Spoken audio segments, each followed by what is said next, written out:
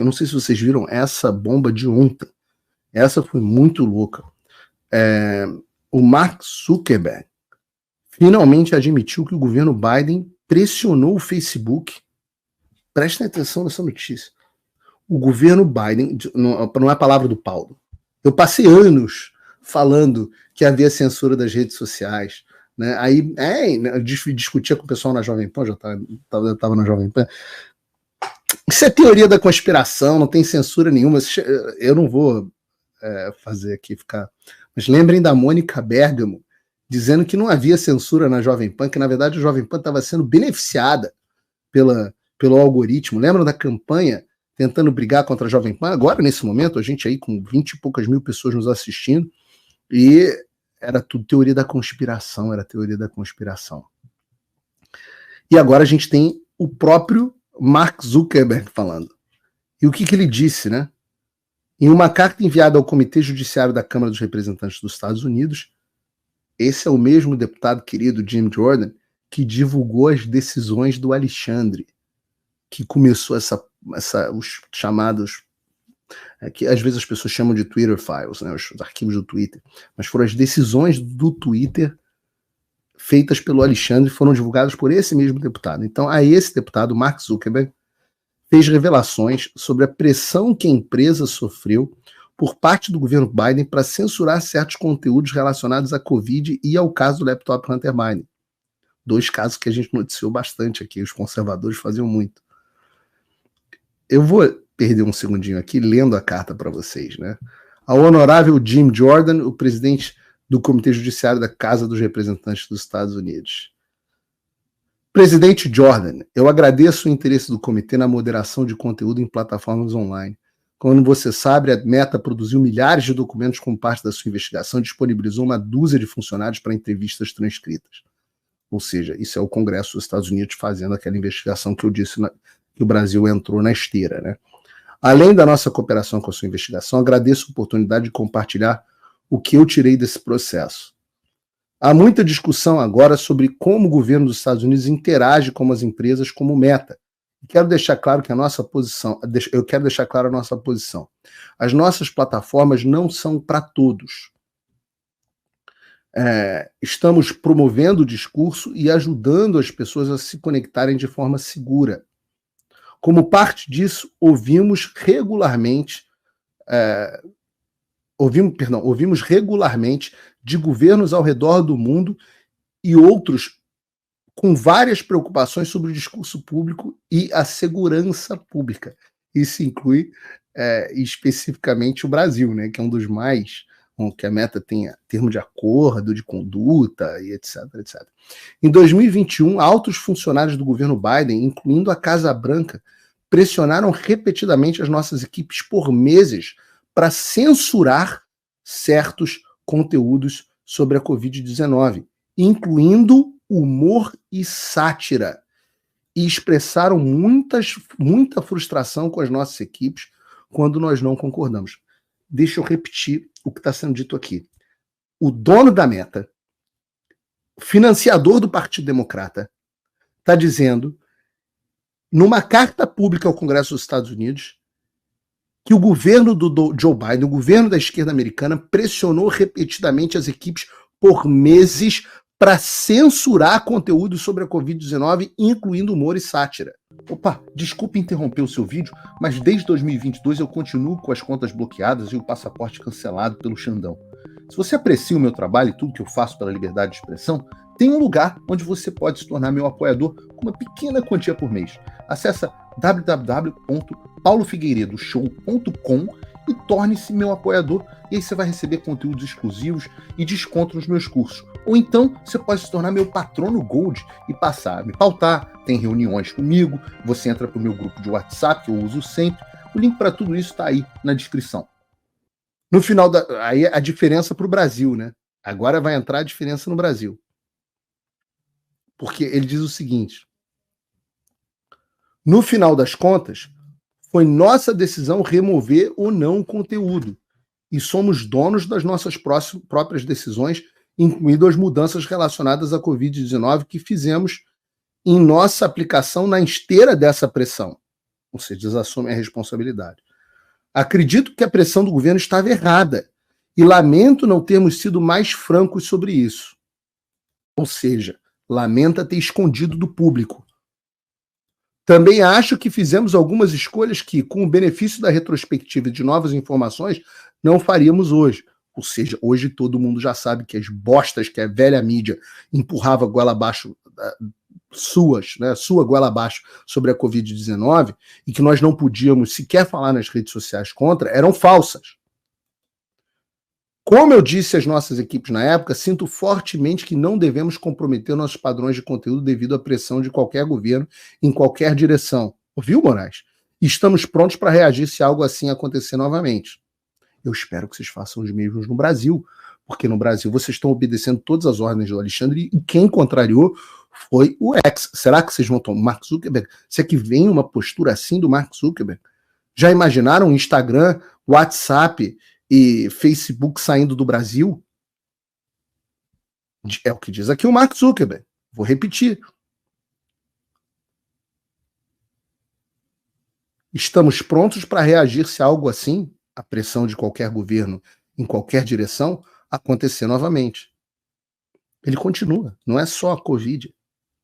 Em uma situação separada, o FBI nos alertou sobre uma potencial operação de desinformação russa sobre a família Biden e a Burisma na preparação para a eleição de 2020.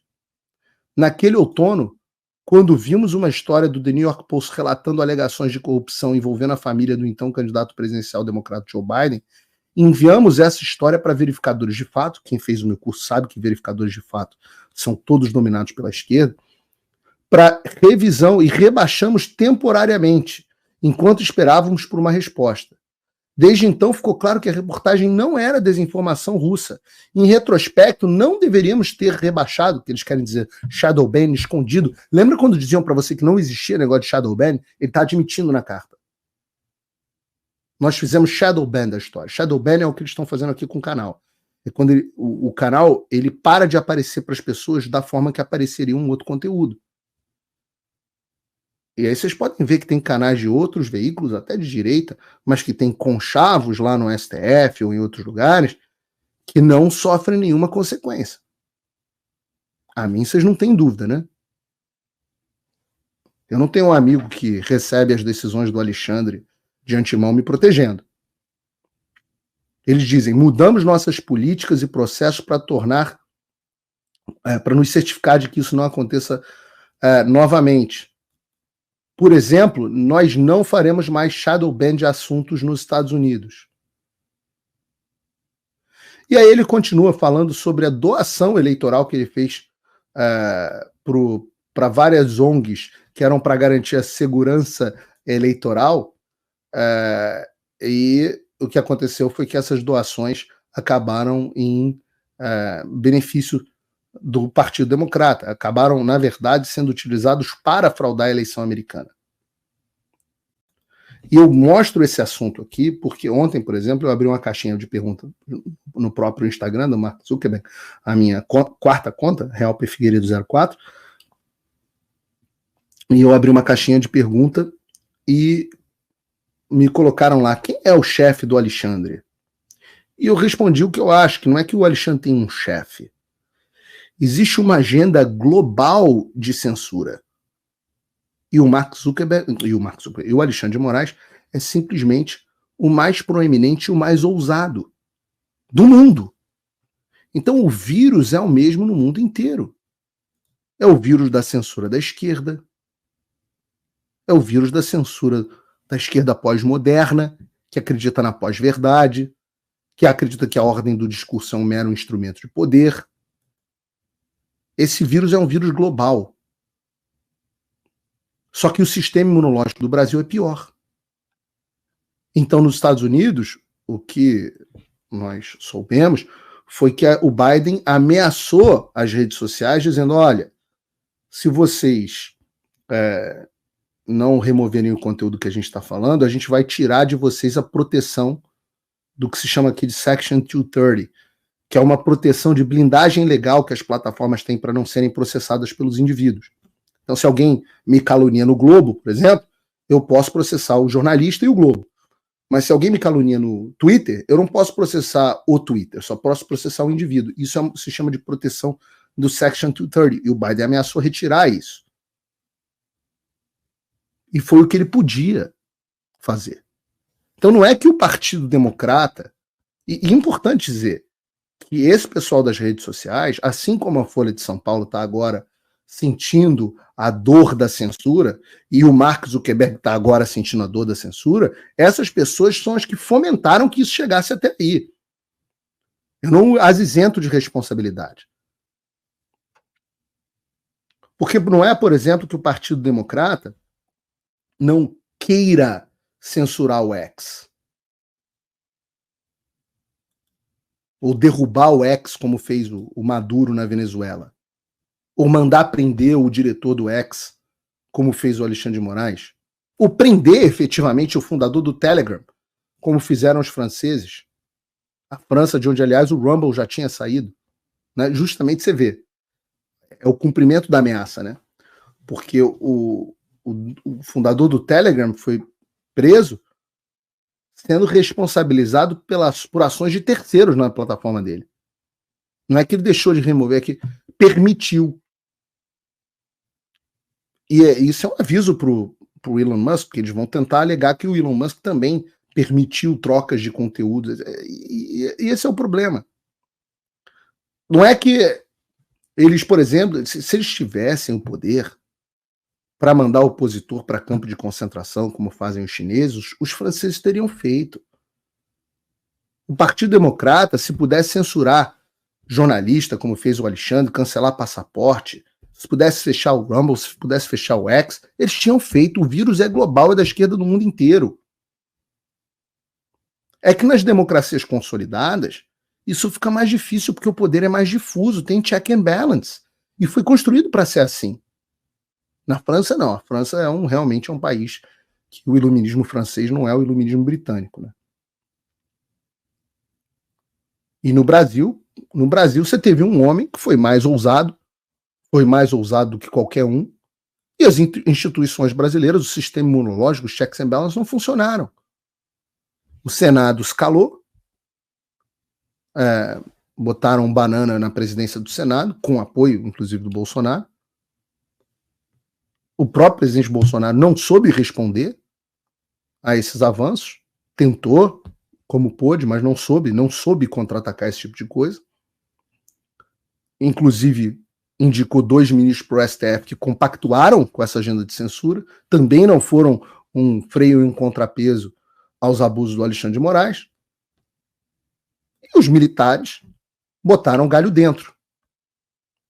Mesmo quando tiveram a oportunidade de agir, dentro da lei, dentro do império da lei, não agiram. Então o sistema imunológico do Brasil não funcionou. Daí o cara cresceu, virou esse monstro, que parece que a gente está na Venezuela, no Brasil, porque o sistema brasileiro não teve anticorpos. Mas isso traz também uma oportunidade, que eu diria, grande nessa situação, porque nós temos, ao contrário dos Estados Unidos, onde a coisa está difusa no FBI, você vê a administração Biden, Deep State, etc., uma coisa muito enraizada. No Brasil, justamente por essa ousadia, por ter uma figura que capturou o que aconteceu, a gente tem uma figura única para bater, para derrubar. E não é que vai resolver o problema global, mas vai, como o Homero disse agora há pouco, essa é uma luta que não vai parar, mas a gente vai mandar um aviso. E esse aviso é para os tiranos do globo inteiro. E a gente vai servir de exemplo para o mundo inteiro. Que quem for tão ousado, fizer o que o Alexandre fez, vai sofrer as consequências. Mas o povo tem que fazer a sua parte. Tem que assinar o abaixo-assinado do impeachment. Tem que ir para as ruas no 7 de setembro. Tem que cobrar os parlamentares, tudo que eu estou dizendo aqui.